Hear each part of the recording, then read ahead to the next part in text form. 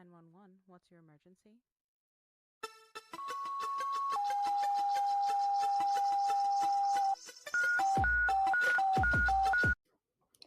The following content is graphic, emotional, and includes dark humor that may not be suitable for all listeners. Discretion is advised. These stories are based on real-life EMS, military, and healthcare experiences. Calls are real, providers are real, names and details have been changed to protect privacy. They may be disturbing to some and are definitely inappropriate for HR department. Any medical or mental health discussion is personal experience, not protocol. Use your damn brain. Follow your local guidelines, and when in doubt, call med control. If you're struggling, don't do it alone. Talk to someone, a coworker, a friend, a therapist, or hell, reach out to me. I'll answer. Need help right now? Text or call 988 or visit 988lifeline.org. It was, and then I got mad and I said, fuck it. Anyways, welcome back to this Mission Functional. So I've been looking for this one for a while, people. In full disclosure, I apparently had to harass my guest long before she finally agreed to sit down with me and do this. And same thing with the whole episode. But anyways, today's guest is Anna Lombardo. Before titles, credentials, and also the experiences of medic, all the polished resume bullshit. Who are you really, and what made this conversation worth saying yes to besides me bugging you all the time? I don't know. The constant pressure was definitely a key factor. Hey, gotta be persistent sometimes. Yes, you should. You should be persistent in anything. I don't know why my stupid butt is worth the effort, but I appreciate it all the same. Well, I am Anna. I've been in EMS for about 10 years. I've had my paramedic license for about 9. I'm still waking up. I took a nap before that. Not only did he have to like to get me on here, I was late to this because I fell asleep and did not wake up with my timer. So we're starting off great. But Hey, it helped me, so it's all good. I got me a nap, or I got to work on shit. we all got naps. It's a good day. But I have, in those 10 years, I've worked interfacility transfer with basic or BLS backup for a primary fire department. I have worked primary 911 during COVID, and then now I've worked ER. I've been an ER tech with some transport capabilities there for higher acuity, and then I am now primary 911 rural with a fire department. So I've done just about. I'm never gonna say I've done everything because there's always gonna be something to find.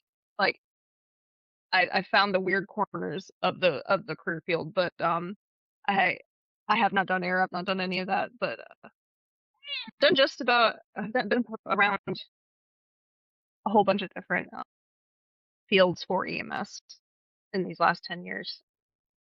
I'm a mom. You're an instructor too, aren't you? I was for about 6 months. I was an instructor. Yes. That was. I loved it, but that in that 6 months, the administrative side was just. It could have been a little more. Could have gone a little better. But it was worth it. I enjoyed it a lot. I'm constantly taking students, or I was constantly taking students while I was working at the ER, and it was always very very rewarding. It's probably my favorite part of this field. Mom, I'm an aspiring writer. That's the best I've got. That's one of the things I wanted to come in here and talk about today is how important it is to have a life outside of this field and find something, a hobby or something fun to do, so that when you do eventually have to get out, that you still have a sense of identity. You know what I mean? Outside of this, Don't let this job control you. Don't let this job control you. Don't let this job be everything you are and everything you know. That's the key takeaway I would like to give everyone today.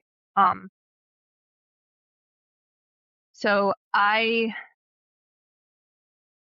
trying to think. I'm still waking up. I probably should have grabbed You're good. coffee or something. It's all good.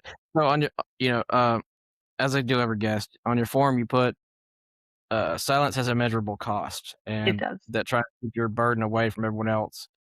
you make it harder for yourself in the long run. Again, that I feel that. I've been there, done that. It took me having a fucking stroke to realize it. Yeah. But so when did you realize your silence wasn't protecting your family at all? It was actually costing you your own mental health and actually physical health in the end, really. Yes.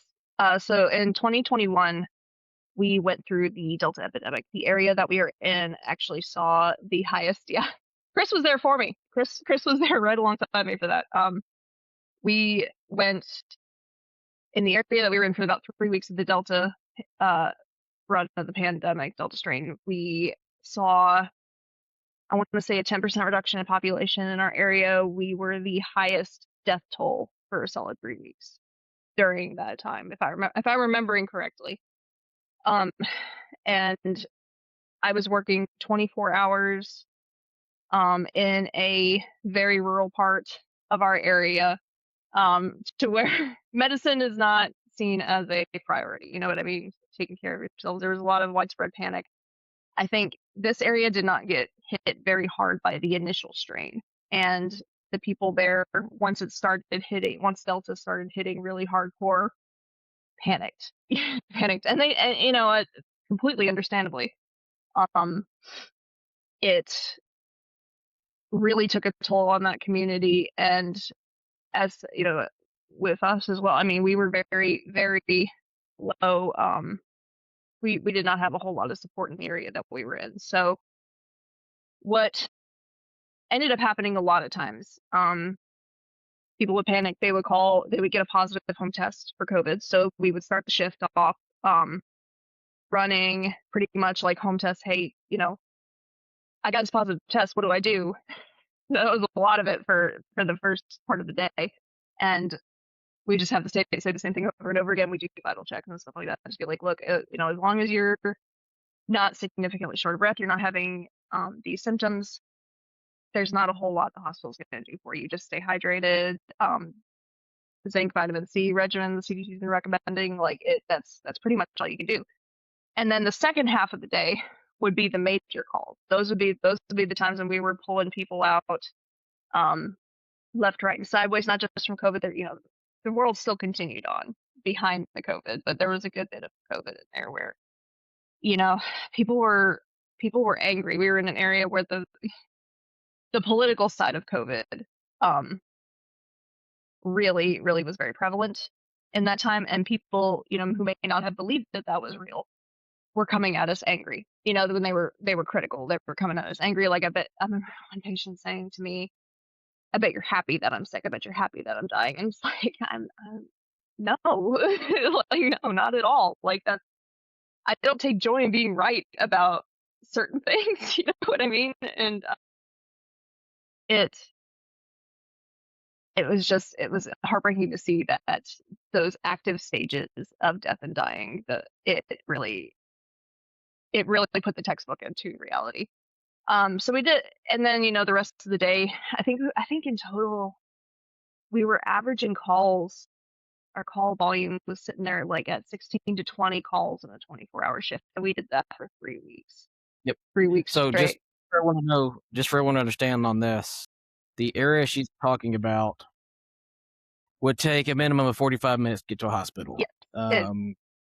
So that 20 runs a shift. I know a lot of people are like, oh, that's not a lot. That was literally running our dicks in the dirt and going home dead.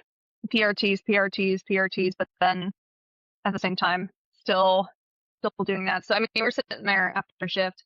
You just could not catch up. You really couldn't. From on the emotional side, on the paperwork side, like it was just a constant battle to keep ahead of things. And even still, it was like 2 to 3 hours after shift catching up on everything. And, and still on a 24/48, I mean, that's the rest of your initial off day. That's gone. Especially when you're not sleeping on shift. So that being said, so this was, I think it was mid-July all the way through August. And finally, I think about the second or third week into August, I hit a breaking point. I hit a massive breaking point. And at the time, I could not find because everything was so limited in time slots, because everything was still so shut down, I could not find therapy. I could not find psychiatry, and I began to have those interesting thoughts. Like I'd literally rather, you know, commit Kurt Cobain style than go into shift today.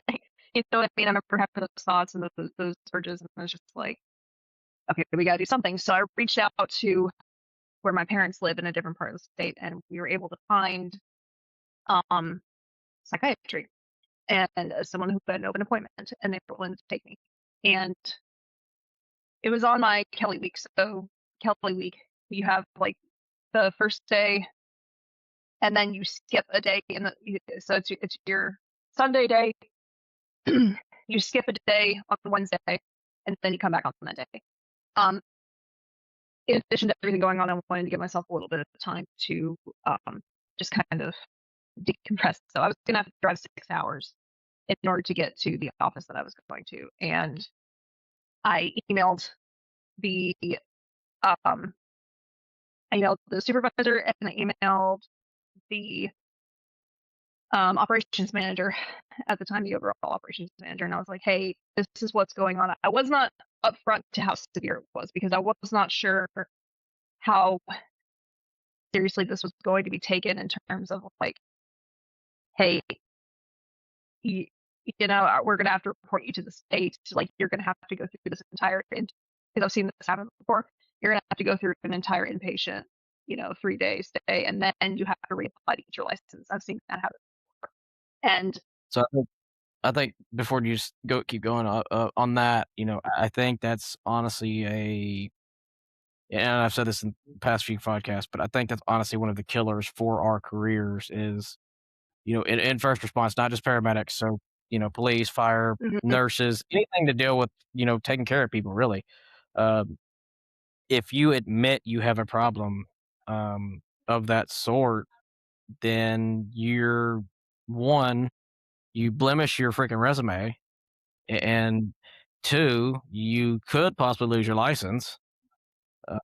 So I think, and that's why I started this podcast, but I think that's why a lot of us, either like you said, we go start seeing psychiatrists in silence, or we pretty much say fuck the job and leave. And worse, yeah, or worse. Or worse. And we've had that, that for people we've known and called friends. Yep. So, and everybody listening can understand that. We all wear a uniform. We all have a purpose. And, we want to be the person we left as before we come home. But, and I'll be the first to admit it too, during COVID, I was not myself.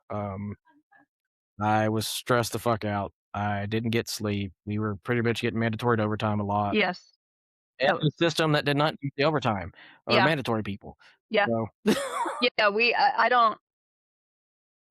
were getting mandatory on top of everything else. That was the crazy part. Was like, we're still, I don't know if they just did not look at the statistics, or like we've talked about before, they just did not care. Or, they, I don't know if they were looking at the numbers. I remember it took them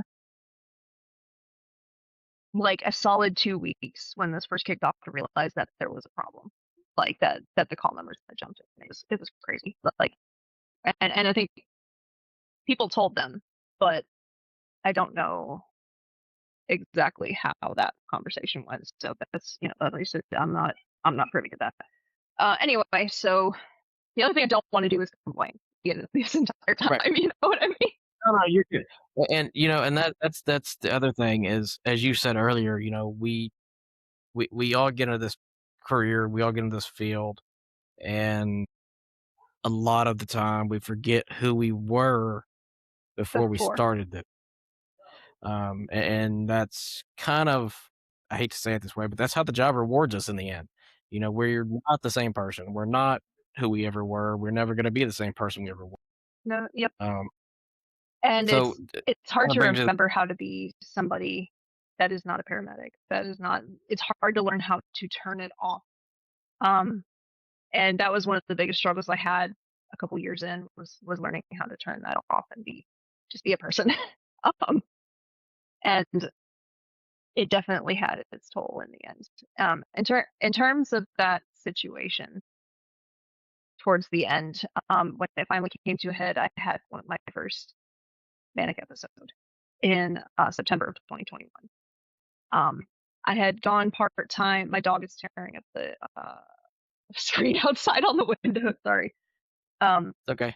But in September 2021, I had my first manic episode. Not significantly severe. Thankfully, I have bipolar 2 on top of obviously PTSD, anxiety, depression. And this was the first moment of like, oh, something is like really wrong. So, but so luckily it was not the kind that you get 911 called out to you, but it was a textbook bipolar 2 manic episode. So I was also freshly pregnant at this time. Like that was a terrible way to work. But I had just found out I was pregnant with my youngest. I had just gone part-time, thankfully. I had just gone part-time at the company because it was getting to a point of like, we have to do something. Something is not right. Well, also at that time, they were getting rid of our 24s. They were getting rid of our 24s. I got out right before that. Thankfully, I think it was like the first week of September I worked my last shift. And to prove the point here, to nail the point home of the attitude that we face as first responders. When I went part-time, it was approximately, I think, a week or two after when I sent that email, when I sent my notification in, I sent my intention in, and I emailed them. I was like, hey, I'm going part-time for the sake of because my family was starting to see the effects. I was short-tempered. I was barely functional, barely there. Even on my times when I was, recovered from my 24s, that I just was not. I was not here. I was not around. I had a 2-year-old daughter, and my oldest was 2 years old when this was all happening, and I had missed so much of her life, and it was becoming apparent. You know what I mean? It was the toll on her was very much becoming obvious, and the toll on my husband as well. It was something else, and he is an advanced EMT, and he was also in this field, but he was part-time. Going through school. He was going through school for another career field, and he was still working part-time, so he did absolutely experience that same toll. He, they were becoming affected by what was going on in my head, and I did not want to talk to, even though he is a first responder. I wanted to keep him away from how it was affecting me, because I did not want to put any additional strain on him or any additional burden on him. And at the end of the day, it still it was a brick, or it was a boulder dropped on him instead of something that could be brushed off his shoulder once we had time to process it.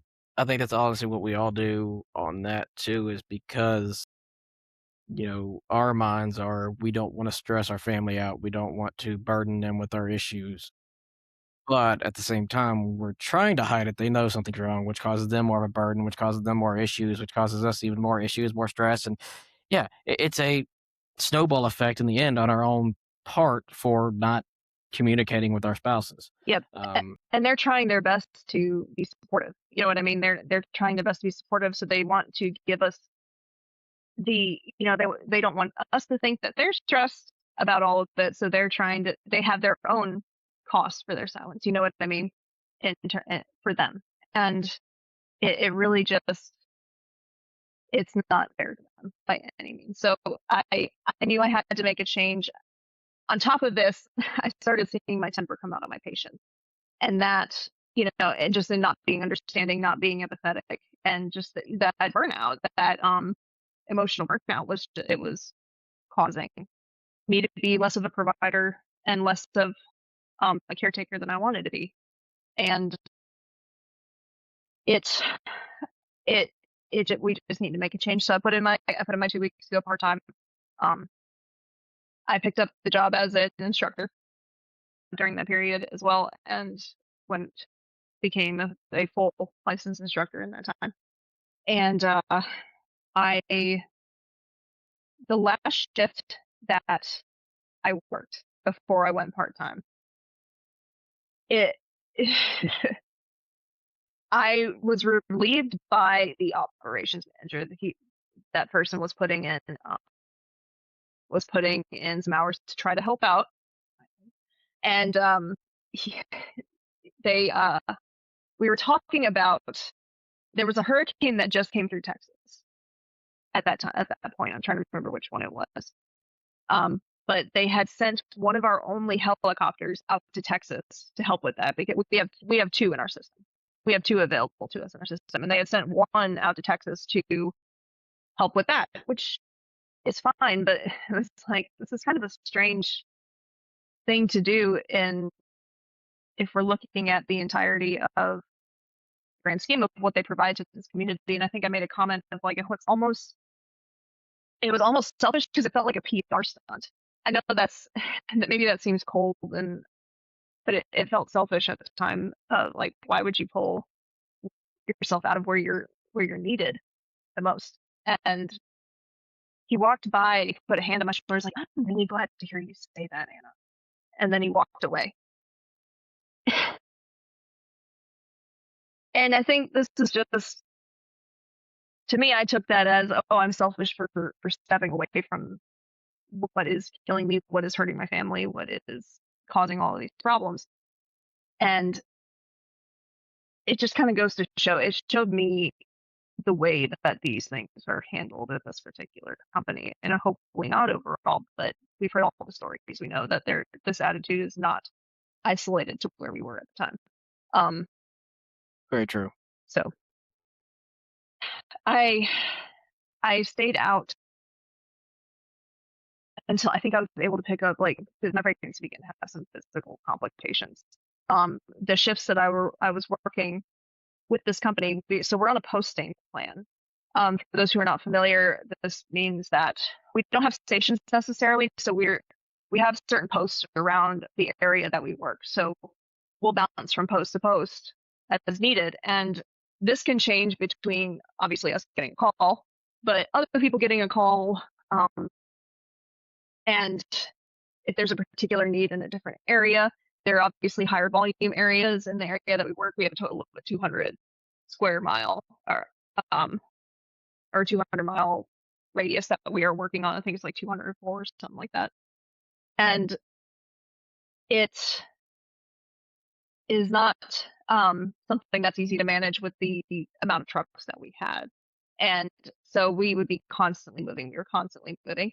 And if we remember, if we go back to anatomy and physiology real quick, when you are pregnant, you have a release of a hormone called relaxin. And it is pretty much just helping the body grow and expand with the baby, with the fetus and uterus. And when you are stable like that for 12 hours, the call volume that we had, we were not sitting up. We were not having an area to stand up. Unless we ran a call and we got to a hospital, or somehow finally made it to a post, we were not really able to stand up. So it ended up, for me, in my case, separating my pelvis and causing damage to my SI joint, and it's something called the pubic symphysis, and itself actually separates. So I'm blanking on what it's called at the moment. It'll hit me in like 30 minutes, and I'll come back to it. But Very good. So, just to hit on this real quick, so everyone knows and understands the posting more. But the area that we're talking about, the company that we worked for, covered roughly 1,400 square miles. Thank you. Between, I want to say, 12 to 14 trucks a day. So, as she was saying, the posting plan did vary widely. So if you have 2 trucks, you have 2 posts that are main, and they are literally at the furthest end of the county to the northmost of the county. So yeah, again, if anyone can figure it out, it's roughly around 1,400 square miles. Yeah. So it takes a while. It does. Yeah. And I was working night shift on top of this, so like we had even fewer trucks. I think we were down to like 5 or 6 after a certain point. So I'm sorry I cut yeah, you off. I did not. you're good. So they stagger the trucks is what they do at this company as well.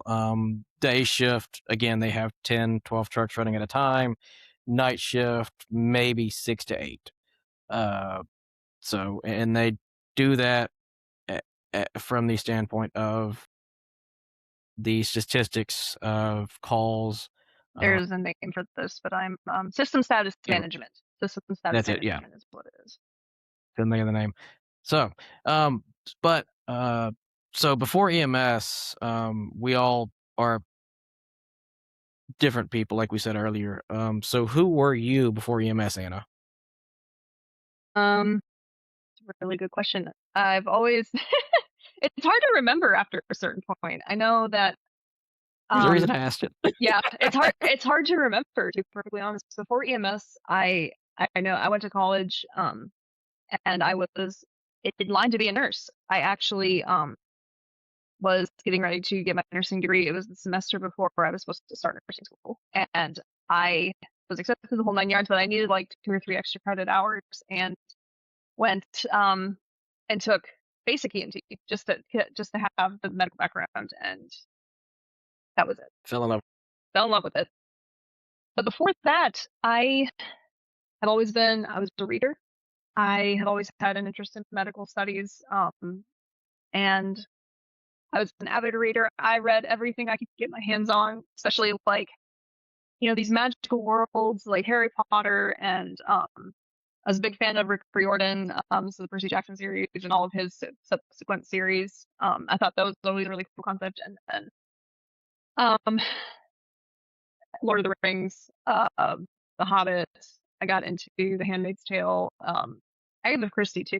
Honestly, Agatha Christie and all of her little murder mysteries. Those are fun to go through if you have not read those. Those are a really good time.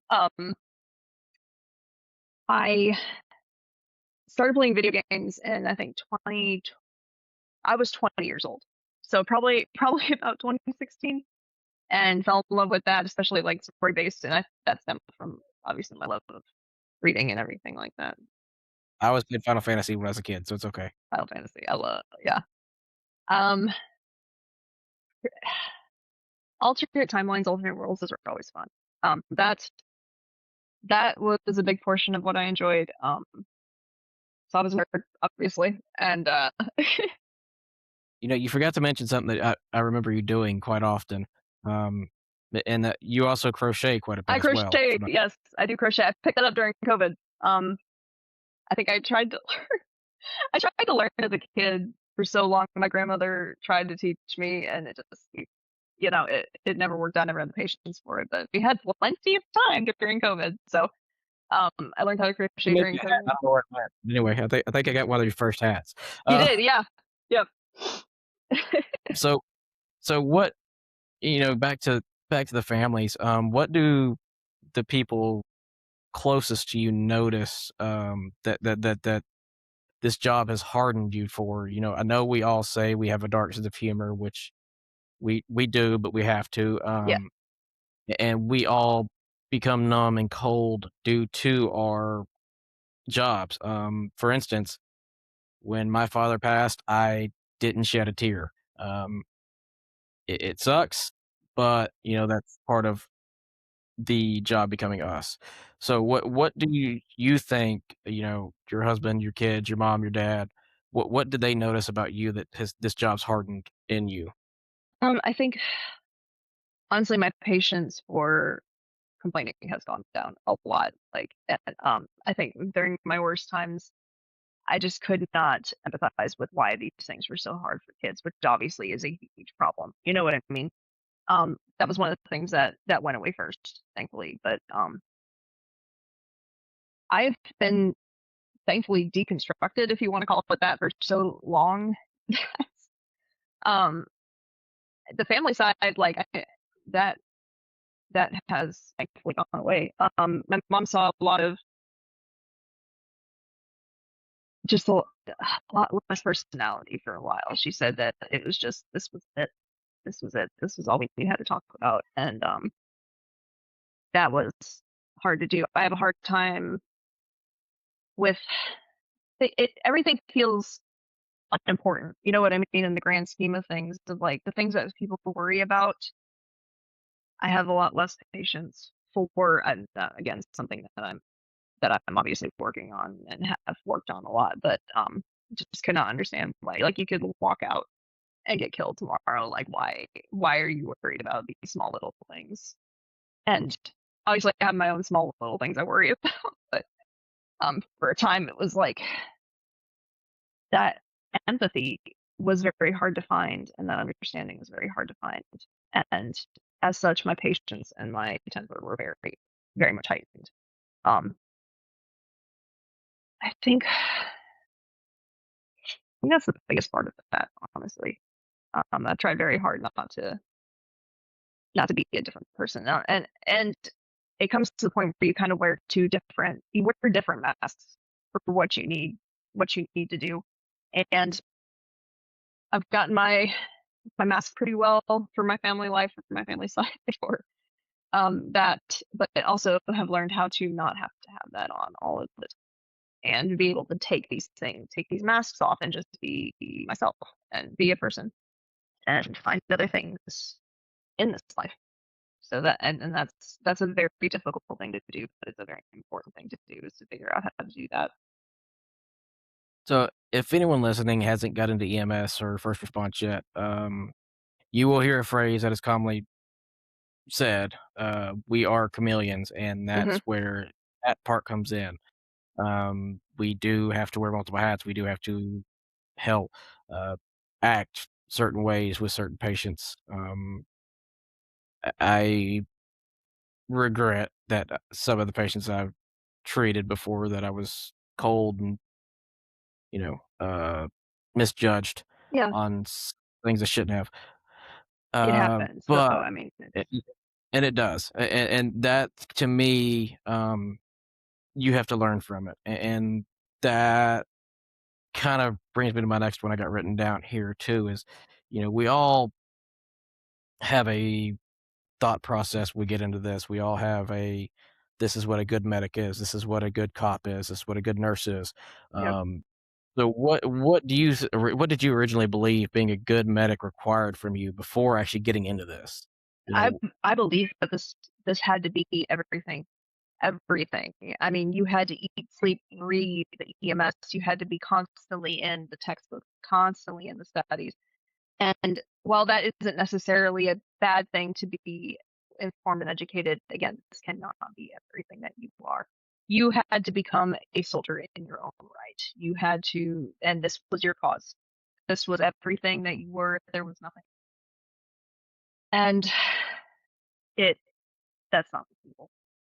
It's not feasible at all. You had to get every call right. You had to know every diagnosis. You had to know everything, every little thing about the human body. And again, these are not necessarily bad things, but the cost of knowing, of finding this and knowing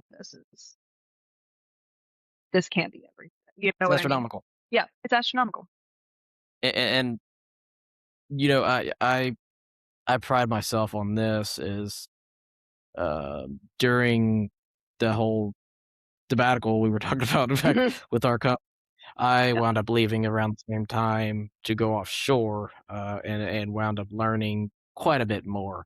Uh, and as you said, the whole studying is not a bad thing, but you have to make sure you take breaks. You keep hobbies going. You have to have outlets. And just everybody remember that, you can dedicate yourself to this line of work, but don't dedicate your life to this work. Right. Right.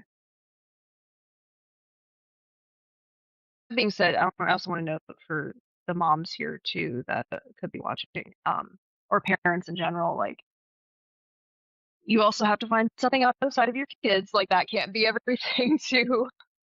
You have to make that time for yourself, and I'm just gonna throw that out there because that's also very important. Obviously, we Chris, you're a parent too. You know, like, they are, they are the center of your world, but balancing the home and the work and the self, the things that you do for yourself to keep yourself grounded, to remind yourself who you are, like, finding that balance is very difficult. But it is worth every minute that you do it. That you work And on when it. it comes to that, we all have apologies that we have to say in the end, and truths. Sometimes that's one of the hardest things we do after realizing all this. So what was the apology or truth that was hardest for you to say to everybody? For me, obviously, the initial truth of, like, something is wrong, something is, acknowledging that, but both with myself and admitting it to people was difficult. But I remember with my daughter, with my oldest, because she suffered a lot of the temper and the consequences. Nothing illegal, but she did suffer the lack of, understanding. And I still, to this day, have to catch myself, every now and again. I'll, also sit down and be like, "Hey, I'm sorry." If I react poorly, I make sure to tell her that I'm sorry. And one day, because she's not quite old enough yet to understand, but one day we are going to sit down and have a long conversation about the whole thing. And I plan on joining therapy at some point with her. Both of them, really, but her in particular, because of what she endured during all of that. I don't want, obviously, down the road, I don't want that lingering resentment. My husband, every time, like, he's got the patience of a saint, him, and I do my best, if I like, to be aware of, like, hey, this was something that happened during an episode. I still will apologize, because at the end of the day, even though you have these diagnoses, you are still responsible for what you say and do while you are under that, and you have to take accountability for what you do while you're in there. And it's up to people, it's up to people around you if they want to, forgive or understand that, but you have to push forward and acknowledge it. You have to make that first step with them, So speaking of your husband, does I just had a question pop in my head. Just leave me up there. It's Okay, okay. sorry. It just popped in my head and left, and then came back. So working at, he works EMS as well. You work EMS. So making it a dual response household, does that seem to complicate things? Does it make things easier, or do you just think it kind of helps to Speaking of normalize? which, speaking of which, Hello. come here. I giggle. No.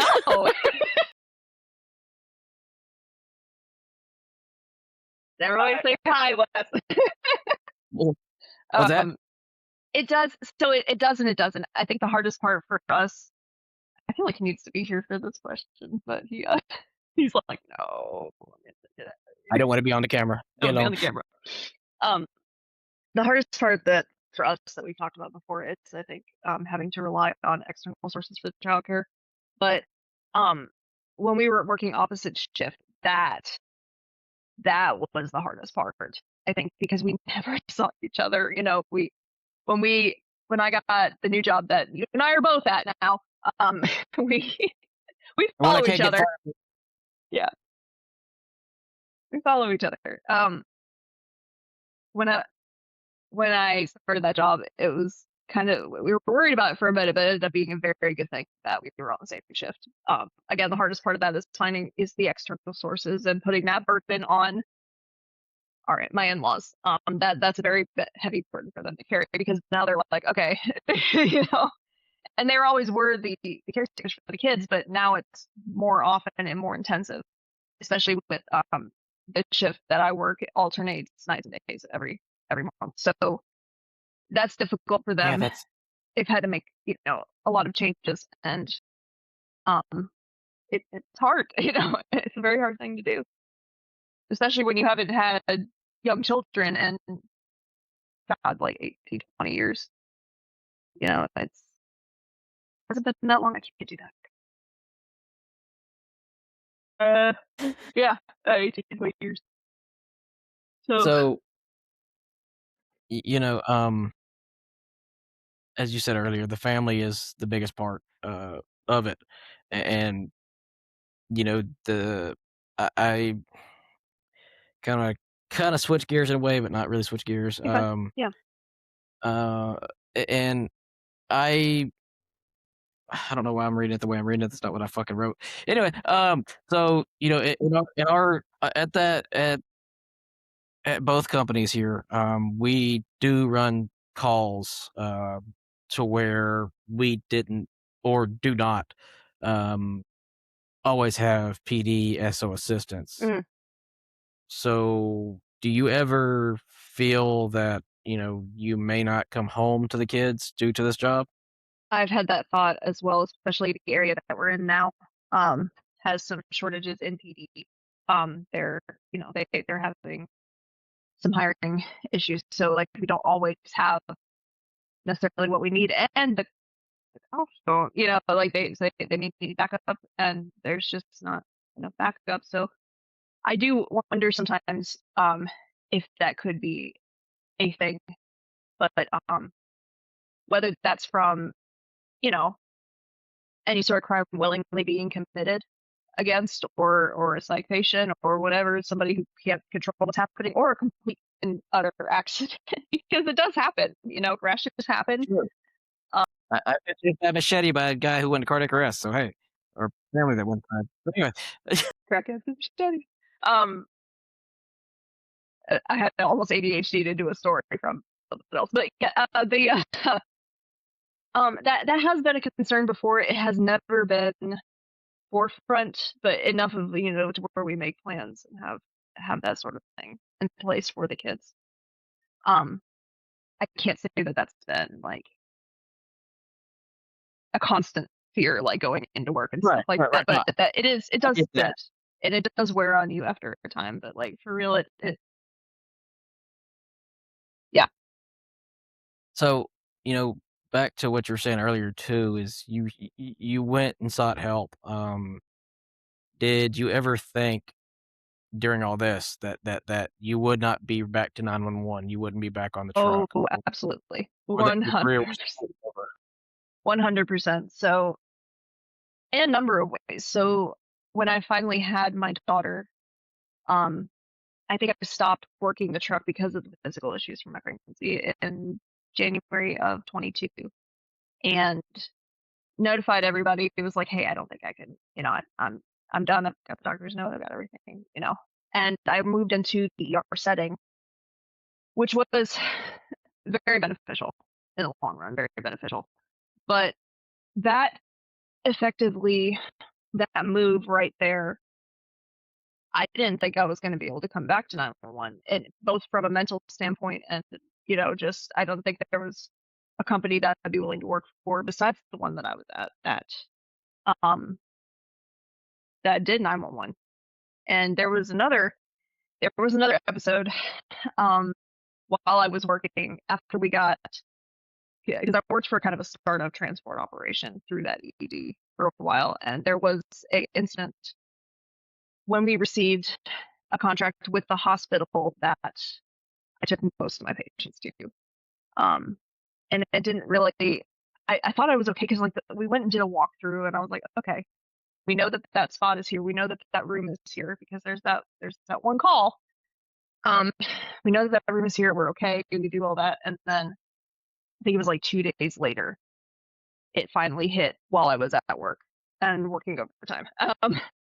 But my poor partner that day, God bless you, David, like he put up with a lot of crap. He put up with a lot of crap through all this because I was still getting adjusted on medications and learning fresh diagnoses, like learning all of that, and he put up with a lot of shit. during that period of time. But ended up having an episode that day, had to go home, the whole 9 yards. And I think it was really more of anxiety, which I think else. I don't think it was a full blown episode, but we still had to do some recomp work after that. So on that note, Sorry. I didn't mean to, but No, no, you're good. So on that note, did you ever feel like you failed to do because of that, or is it just Absolutely. did? Absolutely. Why do you think that? Because you should be able to bounce right back into it, right? There's this preconceived notion of like, because you do this, you're strong. And that particular day made me wonder, like, am I ever going to be able to come back to this? And that was the final, like, I have failed. I have failed in this. I have not been able to fix anything at all. And I had to be reminded that, like, hey, this is a process. This is not something that you can just take a little break and be completely fine after you take your little break. But I had been looking for ways back into the field at that point, and that was a huge smack in the face of like, I don't think you're going to be able to do this again. And thankfully, that was not the case. And on that, I have felt that before, and just for everyone listening, everyone that may feel this sooner or later, you're not a failure due to that. No one is a failure for their own mental diseases or illnesses, whatever you want to call them. Yeah. That's nothing you can control. So, in my opinion, and again, people can argue with me all day long, but I'm going to die on this hill. In my opinion, you cannot fail at something that is not in your control. Right. Absolutely. That would not be. So, and I've told you before, you're one of the best medics I've ever worked with. So don't ever think you failed anybody for the things that's happened. Don't make me cry. And we all have to recover. We all have to get through things. And I, the last 2 years, I've realized that my PTSD was getting to be worse than I thought it was. Yeah. It happens quick, out of nowhere. It happens fast. And my diagnosis, like I said, I thought I was a failure. I even had my old boss call me and tell me, like, look, you did everything you could. And that was it, and remember, everyone, recovery don't mean that you're learning how to tolerate the same unhealthy stuff before. It's changing your own relationship between your health and your job. It's building bridges between your own family and your own well-being. It's creating boundaries that everyone needs to have that we fail to create or even notice that we don't have. And on that, what did recovery actually require from you? Not the inspirational version, but the daily version of, this is how I have to recover. This is how I have to fix this. Turning it off at the end of the day is and not just compartmentalizing it. For me, so there are different forms of PTSD and provider burnout.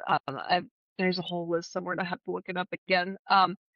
But for me, understanding what's happening in my brain and understanding what's going on, even if I can't be fully aware of it at the time, is for me, that has been key in knowing my weaknesses and my strengths and when I need to step away and when I need to take some time. So it doesn't always work, but there are stages of provider. There are different types of provider burnout. There are different presentations of provider burnout, and I'll find it for you in a little while. But for PTSD, everybody, there's complex PTSD, dissociative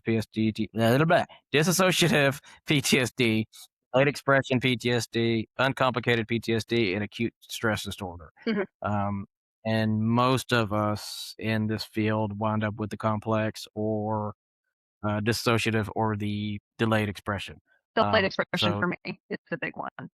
It takes me about 2 to 3 days or up to a week to actually process that, hey, this is affecting me. and not just not feel anything about it in between that. So, if you can find for those in the field, if you can find that the way that your PTSD manifests, that's going to be a very beneficial thing for you. And on top of everything, just being open with yourself and willing to do that self-reflection on it. I think the layman's term out in the community would be shadow work. But being, looking into what's causing these things and how they affect you, and noticing the patterns of how long it takes, and understanding. I am rambling. So, no, you're good. You're good. So on that note, how did you honestly learn to leave work at work, even though like you ran, say, God forbid, you ran a call, pediatric cardiac arrest, that does sit with us, and it all, like, I guess ourselves. How did you learn to leave that at work and not bring it home?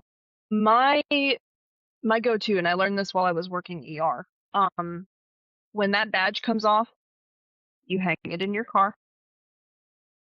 and that all of that energy goes with it. All of that time goes with it, and it's a conscious effort to make. But as soon as that badge comes off, we're done. We, until we have time to process this in a healthy manner, and we have the ability to, it stays there with that badge. It's important to learn how to understand your own mind in order to make that work. But for me, that was a good little ritual to do for it. I gotcha. So did any of this? I know it did, but how did this change the way that you communicate now with your husband and your children? Did that change a lot, or did it just a minuscule amount? It honestly changed. I feel like I have the capability to be so much more open with Wes, in terms of what's happening and how it's going, and I feel like he knows how to respond to that a lot better.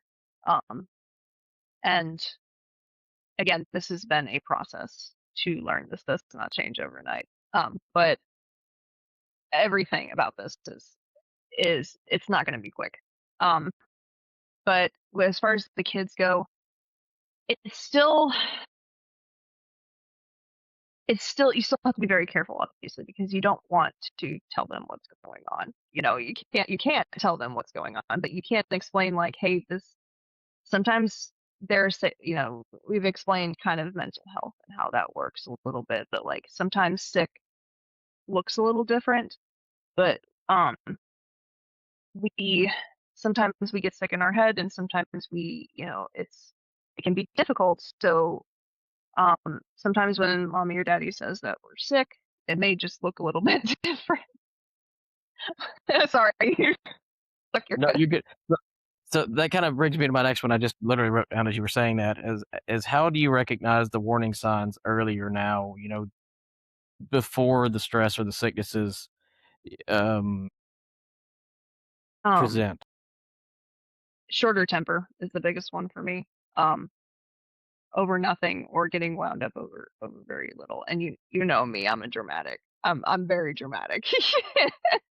But if that drama increases, or I stop being able to process that, or you were with me the other day when that flat affect started, that is a key indicator for me. And it's important to note that this, and be aware of these things. So, everyone listening, just remember as well as you work with these people day in, day out. May not realize it as much as you know it, but you will notice subtle changes in their behavior. You'll notice subtle affirmations, if you will, of how they act, they talk, or react to you. And that's that's on that one. So make sure we keep an eye out for everybody that's keep an eye out for your partners. And that kind of brings me to this one here is you said something simple in the forum. that EMS still struggles to understand that we are a team, not competitors. We should all be teachable, accept constructive criticism, and respect what other providers bring. And that kind of falls back to it at the same time as, we're not in direct competition with each other. No. Yeah. We are a team. You have to make sure you take care of your team. And that doesn't mean that competence is a competition.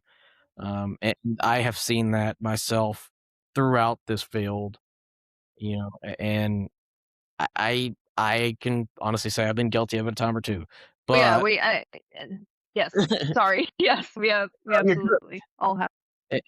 And why do you think that is? Why do you think it's so easy for us to turn our competence into competition? I think a lot of that is if we feel that we are not doing enough, there's a proportion of overcompensation there. I think that's a part of it. And then that's how we were raised. I mean, this is how we came up, is like, while there's a teammate aspect, especially amongst paramedics, I think it's very difficult for us to see I'm losing my words here. I want to be very careful about how I word this. Well, this next one goes into this as well. Yeah. So I'll help you with your answer. Yes. So on when we do compete on that stuff, it kind of makes an experienced provider that gets a criticism from a supervisor very angry or feel like they're being attacked. Yeah. And that might help you as well. And that's kind of, this all bridges all in this whole thing that I'm got right here. And that makes, making our own mistakes. It makes us being teachable into the whole thing. And you got to be humble about it all. You Mhm. can't sit there and degrade everyone else around you because you think you're better than them. You're not. None of us are better than anyone else in this field. We all have our niches. We all have our specialties. We all have our mistakes that we make, and I think our common mistakes are more common than we realize or want to admit, because we don't want to talk about our failures within the community. You know what I mean? Like, it's harder to, because you feel so stupid when you make such a basic mistake. Like, oh, that's your patient. I forgot to grab a damn blood sugar. It's such a small thing, but it's such an important thing. And I think because we have that suspicion that we're going to get torn apart. And I see a lot of this, especially in the older generation, my generation of medics coming in. I was thinking the younger generation is worse, but that's just me. In the beginning. So I think in the beginning, when we've gotten all this praise, I think there's a lot of expectation on you to be a perfect medic. You know what I mean? You get everything right. You follow everything to the T. And again, I'm just as guilty of this as anybody else is, even especially when I'm like falling back on those old habits, when I'm very tired and like masking and just trying to, I'm very guilty of this as well. But it's the younger generation, like first coming out of school, they have not been humbled. They've not been humbled by a bad call. They have not been put in their place yet. So again, I want to be very specific about how I word this. But I know those are a lot fewer than they used to be. Like I've not seen as many paragods with this younger generation, and I've done obviously I've done a lot of precepting for the last few years, and it's very nice to see. I think that there is a culture change coming, thankfully, and that's up to us and the older generation to kind of facilitate. But like, I think there's a culture change coming of like, you have to be teachable, you have to be supportive of your other paramedics. Now, I'm not saying if they do something like significantly, you have to approach it a certain way to where it becomes a teachable moment, and you can't just like, smack them down. And on that, make sure if you are in leadership, you don't berate your guys in front of the other guys. Yes, it needs to be a decided conversation. it needs to be a private conversation on, this is what's wrong, this is what you did wrong, and teachable. And let's see, where the hell was I just going? And Be that's, teachable. that's the big thing. Oh, so, that was pretty much my end of all those that I got. And I like doing this too. Now lately I've been doing this a lot. Mhm. I got a few questions to write down. So I just want the first answer that comes to your mind, just whatever the hell you think of. I'm scared now. I'm scared. What? That's my favorite one to ask too, is what's the biggest lie burnout tells? What's the biggest lie burnout tells? Ooh, I'm fine. That's the first thing that comes to my head. I'm fine. I'm good. That works. I'm good. So what's one word for healing?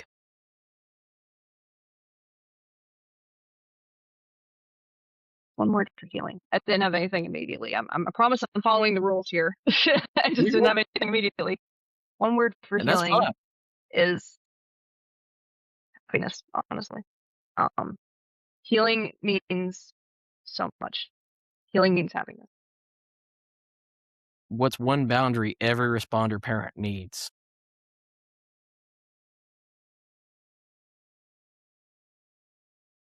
I was right to be scared, I think. What's one I think boundary every responder parent needs?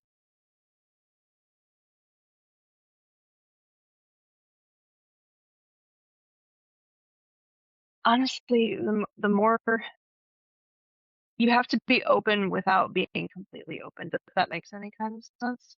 I think that you have to be very careful, especially as your kids age, in saying, hey, I understand, whatever you're going through, I'm here. But they need to know that you have the background to understand to a degree. Like you've been through some things as well. And again, I think this comes with as they age and as they grow, you have to take it just to their understanding level. You know what I mean? You definitely don't need to trauma dump on them, not by any means. But I think explaining mental disorders as a sickness or in some way, shape, or form definitely helps them understand, especially younger. But the boundaries in terms of you have to be able to turn it off. You have to find some kind of way. You can put it away. You can compartmentalize it for a little bit just for their sake, but you have to also take it out at some point. And if you can take it out beforehand before you go home, great. If you are like me and it takes you a few days to realize what's happening, then take it as it comes, but do your best to keep them from it as much as possible, while also being able to understand it when you can't, or be able to explain it when you can't. Does that make sense? I don't know if that makes sense. It does. So making me can think. people honestly rebuild? Yeah, you can come back.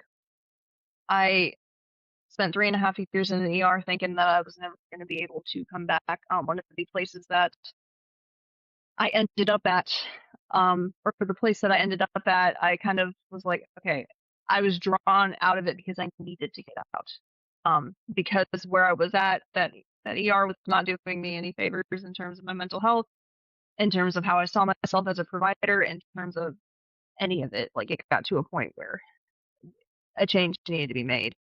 And one of the draws to that area, not only was it an area that I loved to be in, like my whole life I've loved the area that we work in now. And it's always been a place of peace for me, but it also was a low volume. A low volume until something happened, which it's one of those places, and you really have to be on your toes for it, but it's still a greater place of peace than any other career field I've been in so far. So what's the best harmless way to decompress after shift? I think being around your crewmates, I think, is one of the best ways. Exercise is another key one. If you can't do that, and this is me, I mean, But go for a walk, go for a run, go be outside, be around the world, and just kind of remember that, feel the peace of the day is the best thing I can say. So what is one thing EMS needs to stop glorifying? Burnout. Quit glorifying being a complete asshole. That makes sense. Stop glorifying that we were fighting patients. Stop glorifying that we had to be a jerk. Stop glorifying and because that doesn't do anybody any favors, and all it does is rile other providers up, and especially the younger ones, make them think that that's the correct answer for everything. And it's not. It's not. Stop riling up psych patients. Stop, stop Treat them as reaching for humans. ketamine for everything. Treat people as human. You will find a lot of times with psychiatric patients, if you just show them a human-to-human connection, that is all it takes. Now, sometimes you do, obviously, sometimes you do have to bring out the narcotics, bring out the heavy hitter stuff, but 9 times out of 10, they are not really anything to fear as long as you treat them on a human-to-human basis. So what is one thing EMS should never lose? And that was my last question for that one, by the way. Okay. Thank God. One thing EMS should never lose is a sense of community. I think that is a very big part. I think as long as everyone understands that there's more outside of this, as long as that community understands that there's not, this isn't everything, that I think that sense of community is a beautiful thing. It's a beautiful thing. It brings everybody together in places that they need to be, as long as everyone knows how to handle what's happening inside our heads and Very can true. reaffirm for each other that you're not alone. You're not alone in this at all. Very true. So you said somebody listening may need permission to establish boundaries with the job earlier. So directly speaking to the medic sitting in the driveway after shift, staring at the house because they know the family inside is about to receive whatever's left of them. They're numb. They're dull. What do they need to understand before silence costs them more than the job ever has the right to take? They need to know that it is okay to not be okay. It is, and it's important to acknowledge that you are not okay. Because the weight that will come off your shoulders when you acknowledge that you are not okay is, I can't describe it. And you're gonna cry and you're gonna break down and you're gonna feel like you failed, but honestly, like, you did not fail, not by any means. And when you get this off your chest, when you get this off your shoulders, and you do what needs to be done to fix it, it is a pride and a lightness that just cannot be matched. Very true. So if someone wants to follow your work, read what you'll eventually publish, or reach out to you, where should they go? If you for some reason want to indulge my ramblings about stuff that does not make any sense, I am on TikTok as Amlusa. I will provide, it's capital AMLUSA.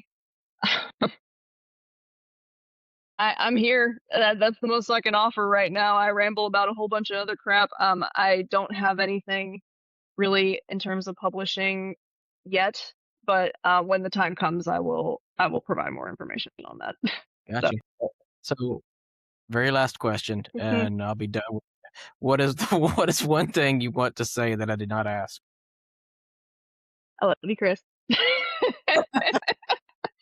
I think what you're doing is very important. I think this is a very, very important thing to present to the community. I am very proud of you, and as how far you come. You're a great medic. I was watching you grow because I've known. Got you. Watching you grow from, because as an EMT and watching you grow into a paramedic has been such a privilege, and you're doing an amazing job. And just keep doing what you're doing. And this whole thing is amazing. I It's love so it. Like I said, this is my mental health. This is my outlet, and this is everyone needs to find is something to help decompress, to help Mhm. fix their own compartmentalizations. Their mental health is the most important thing. And as you said earlier, physical health is important. But to me, the mental health is top priority. yeah. And mental health equals physical health. Recently, somebody I will have to look up the name of the individual that said this, but on the Silent War Within podcast, he came out and was like, it's a firm belief that mental health is physical health, and that is 100% correct. If And you I will take actually be care on of your mind, you can do that. What'd you say, Chris? I'm sorry, I lost you for that a I will second. be on there. I will be on the Silent War Within podcast in August. Nice, So, awesome. and this episode, by the way, will be public. Or let me hit stop. So, let me go ahead and hit stop real quick. If you think it's too heavy to say it anyway. It beats a eulogy. You don't have to apologize for surviving however you can. You're not the reason things are heavy. You're the reason they're still moving. Need support right now? Reach out to me. Reach out to somebody. Text or call 988 or visit 988lifeline.org. You're not alone. Not in this job. Not in this fight. Want to share your story or connect? Visit critical-run.com or message the Facebook page, Dispatched and Dysfunctional. We're building this for you, for them, for all of us.